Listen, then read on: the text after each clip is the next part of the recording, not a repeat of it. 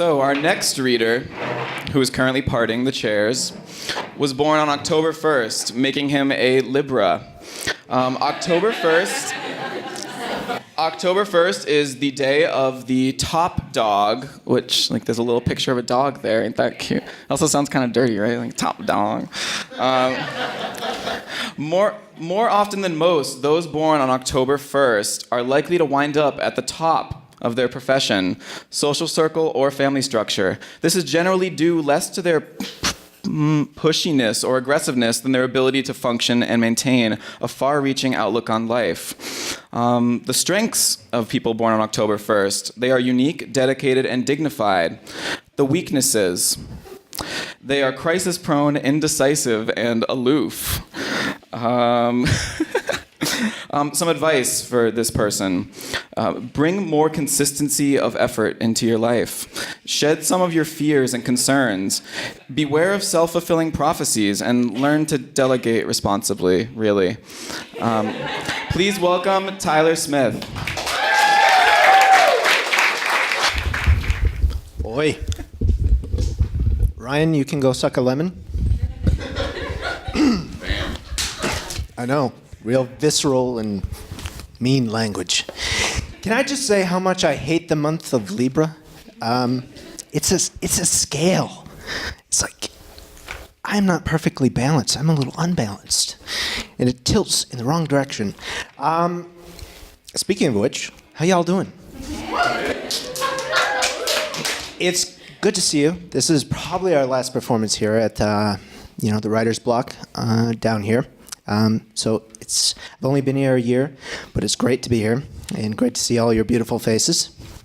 Anyway, I'll stop pandering to you. I want to do a quick poll. For those of you that have anxiety, give me a, oh, hell yeah. Oh, hell yeah! Well, I got a hell of a lot of anxiety this semester. Whether it's new friends, transition of friends, new jobs, or health issues, damn if I don't have it all. Anyway, I started going to therapy. Win me. Charlie Sheen has nothing on me. About the third or fourth session in, my therapist says, "Hey, Tyler, you're a pessimist. You should probably look at the brighter or the silver lining in life." And I said, "Why would I do that?" Well, she said, by changing your outlook, you can change the chemistry of your brain. And by changing the chemistry of the brain, you won't be such a miserable crap hole. I was going to say that, but it's something else. But there's children at present, so I don't feel comfortable saying that word, but it begins with an S. Anyway, she said, look for the silver lining. And what I tried to do immediately is question, why should I do that? And afterwards, I tried to look for examples of silver linings. And naturally, the first place I looked was our old friend, Icarus. So I call this the Icarus poem. It's very short. And so he rose, that mighty Icarus, up into the clouds. Too lofty a place for mortal men to dream in going, without a thought of coming down. I told you it was short. And contrary to what Ryan said, I would invite you now to pop a top, as I will.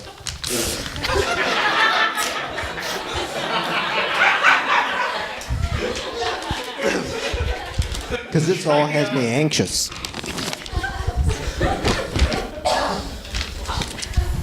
One of the ways my anxiety manifests is in relationships. I always self-sabotage. How many of you self-sabotage? Yeah! I love you all. You're being very fruitful. Thank you. I've never been loved. Thank you. My next poem is called Flightless Birds. What it has to do with love, I don't know. Oh, to be the last of the dodos. A desperate lot of love, alone, perched on a rock, overlooking the sea, and a curious thought of flight, fluttering through the mind just then.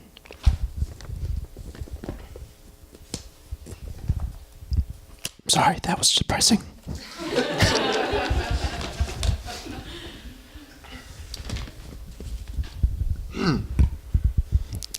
So one of the things my therapist said to do, aside look for the bright lining, is to write a journal. Be excited about the things that you encounter in everyday life. Maybe look back to your youth and point to things that were wow, that made you go wow. Not oh, but wow. So this next poem is a haiku. Of course it is. It's called Haiku for R.L. Stein. Monsters in the room, spun from my own dark spirit. Help take them away. Haiku for R.L. Stein.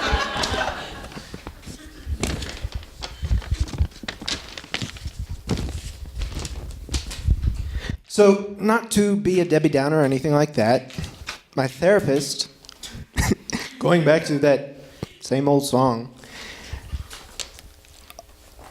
amongst looking for the silver lining and writing down journals, just told me to try and not be such a shite.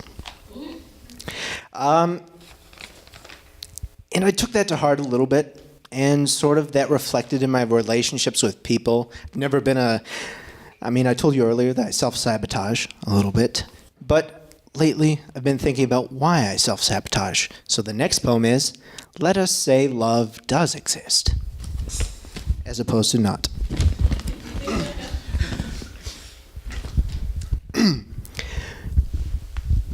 It's not long enough.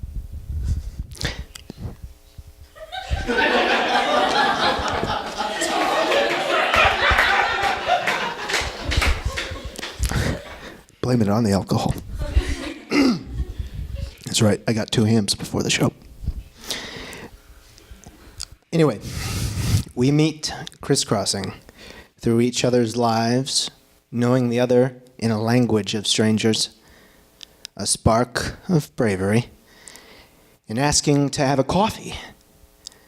Dinner next evening, a place hidden away, candles flickering on checkered cloth, wine-drunk wandering moonlit streets, or hams, cracked pavement beneath our heels, the telling of life's stories, the painful and the embarrassing, a talk of expectations and wanting something different from last time, a holding of hands the way lovers do.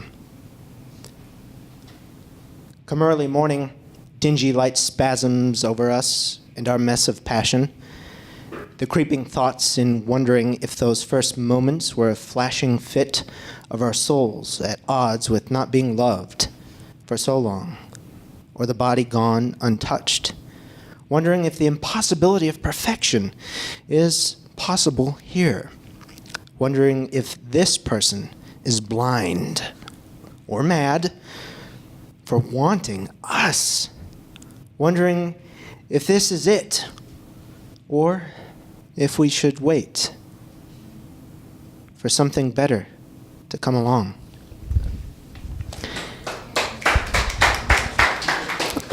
It's premature.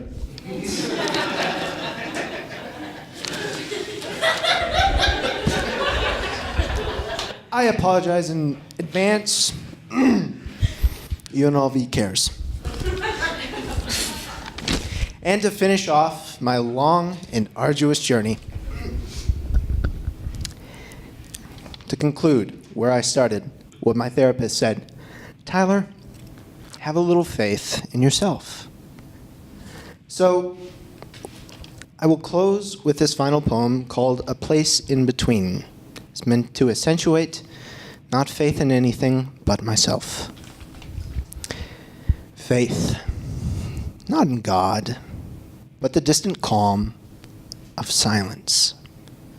Deep within a wood, next to the meandering stream, where we spilled from mothers' wombs and drank from the currents shining in midday sun, somehow remembering in our incredible youth that moment on the back of our tongues every time water touches our lips.